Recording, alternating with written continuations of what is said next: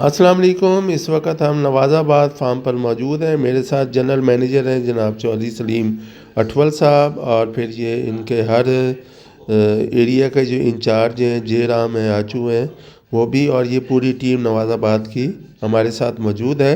तो आज हम जो है इस ब्लॉक में खड़े हैं, तो आपको ये विज़िट कराते हैं। ये चौधरी सलीम साहब आए हैं, तो इन्होंने बहुत ज़्यादा इनकलाबी तब्दीलियाँ की हैं, बहुत ज़्यादा मेहनत की है। आम के बागात में काफ़ी सारे इश्यूज़ आ रहे थे, ख़ास तौर पर जो है वो पौधे कमज़ोर हो रहे थे, पौधों की सेहत ख़राब हो रही थी। तो सबसे पहले तो उन्होंने इस सेहत को बहाल किया।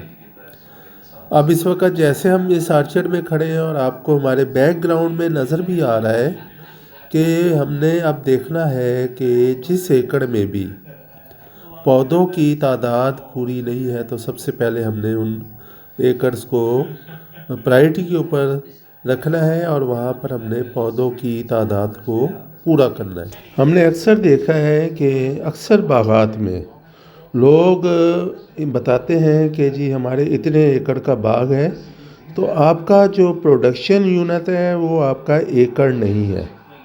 आपका प्रोडक्शन यूनिट जो है वो आपका दरख्त है और उस दरख्त के ऊपर लगने वाला फल है। तो आपने अपने हर दरख्त को अपना प्रोडक्शन यूनिट बनाना है, ना कि आपने ये कहना है कि हमारे पास इतने एकड़ का मैंगो का ऑर्चर्ड है। इसी फार्मूले को हम यहाँ नवाज़ाबाद फार्म में जनाब चौधरी सलीम साहब के साथ और इनकी टीम के साथ मिलकर अप्लाई करेंगे, और हम कोशिश करेंगे कि सबसे पहले एकड़ में जो भी हम तादाद पौधों की रखना चाह रहे हैं वो तो पौधों की तादाद जो है वो पूरी हो। अगर हम चाहते हैं कि एकड़ में हमने 100 प्लांट्स रखने हैं, तो हम 100 प्लांट्स की जो है वो डायमेंशन बनाएंगे और उसका लाइन टू लाइन और row to row and plant to plant distance जो है उसको देखेंगे, और उसके मुताबिक जो है उसकी डायमेंशन को सेट करेंगे। और फिर हम ये देखेंगे कि हमारे दरख्त किस हद तक प्रोडक्टिव है। तो प्रोडक्टिव दरख्त जो है वो एक लंबे चौड़े और बहुत हाइट वाले पौधे से बहुत बेहतर होता है। हमने इस बात का भी ख्याल रखना है कि हम उस एकड़ में से कितनी प्रोडक्शन ले रहे हैं, और फिर उस एकड़ में जो दरख्त मौजूद हैं तो हम कम से कम रैंडमली एक दफ़ा ज़रूर चेक करेंगे सीज़न में कि हमने एक दरख्त से कितनी पेटी मैंगो लिया है, और क्या वो दरख्त जो है अपनी पोटेंशियल के मुताबिक उतनी पेटी आम जो दे रहा है वो जस्टिफाई हो रहे हैं या नहीं हो रहे। अगर हम ये समझते हैं कि हमारा 70 फुट का पौधा है और उसके ऊपर हम 50 पेटी आम ले रहे हैं, और एक हमारा 20 फुट का पौधा है उससे भी हम 50 पेटी आम ले रहे हैं, तो फिर हम कोशिश करेंगे जो 70 फुट वाला पौधा है उसकी हाइट को कम करें, और उसके बाद जो है उस एकड़ में मज़ीद पौधों का इजाफ़ा करके तो हम अपनी प्रोडक्शन को, पर एकड़ प्रोडक्शन को जो है वो इंक्रीज़ करें। और इसी मॉडल के ऊपर इंशाल्लाह अब हम काम कर रहे हैं। तो गुंजाइश हमेशा पुराने बागात में बहुत ज़्यादा होती है इम्प्रूवमेंट की। जैसे जैसे नई टेक्नोलॉजी आ रही है वैसे वैसे जो है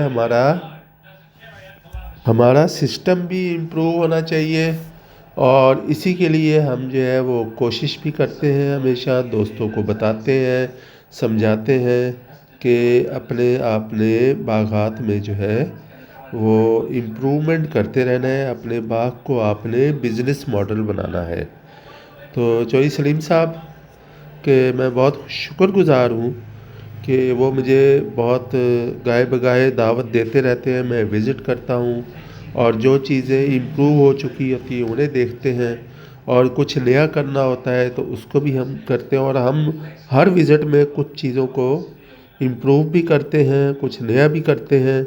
और ये गाइडलाइन जो है हम तमाम दूसरे ग्रुप मेंबरान को, जो भी यूट्यूब चैनल देख रहे हैं या जो जहाँ तक हमारी बात पहुँचती है पूरी दुनिया में, तो वहाँ पर एक ही जो हमारी आवाज़ है वो ये है कि आपका जो मैंगो ऑर्चर्ड है वो आपका बिज़नेस मॉडल होना चाहिए।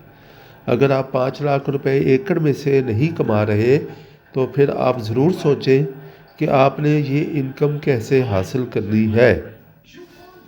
اگر ہم نواز آباد فارم کا ہی وی این بنائیں تو اس وقت نواز آباد فارم میں اگر 1200 ایکڑ مینگو لگا ہوا ہے اور اس میں ہمارے 30,000 درخت ہیں، تو اتنے ہی درخت مزید انہی ایکڑز میں لگنے کی گنجائش ہے۔ تو بہتر ہے کہ ہم جو ہے ان چیزوں کو امپروو کریں۔ امپرومنٹ میں ہم نے ورائٹیز کا بھی خیال رکھنا ہے۔ پہلے جب ہمارے باغات آج سے 40-50 سال پہلے لگے تو اس وقت جو ورائٹیز تھیں وہ تقریباً اب متروک ہو چکی ہیں۔ تو اس وقت ہمیں صرف کمرشل ورائٹیز کے اوپر آنا ہے۔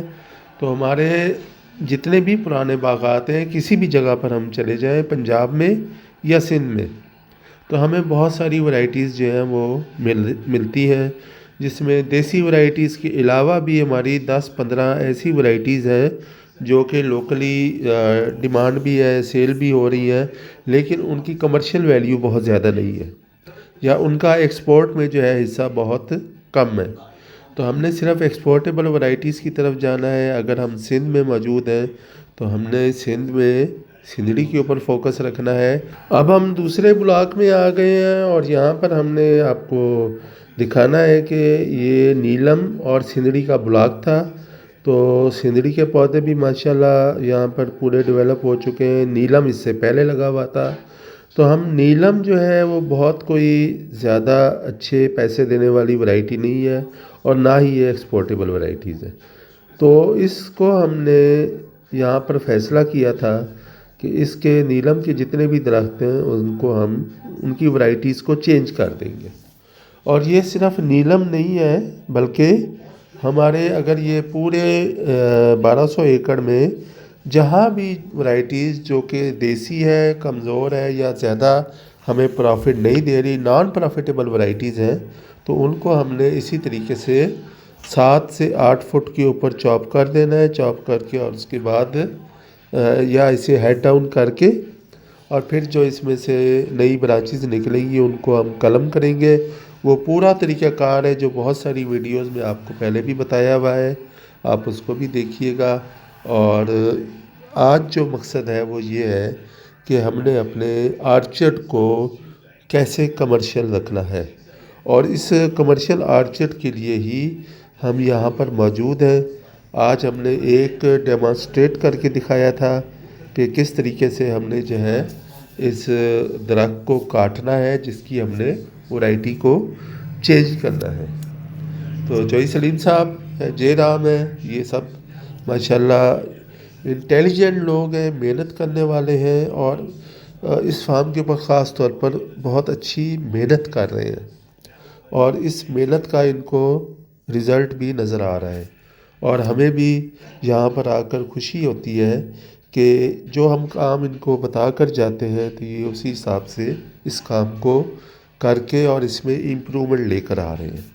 تو یہ ہم نے تمام آرچڈ میں جتنی بھی ہماری نان کمرشل ورائٹیز ہیں، نان ایکسپورٹیبل ورائٹیز ہیں، ان تمام ورائٹیز کو ہم نے انشاءاللہ چینج کر دینا ہے۔ Thank you very much. خدا حافظ۔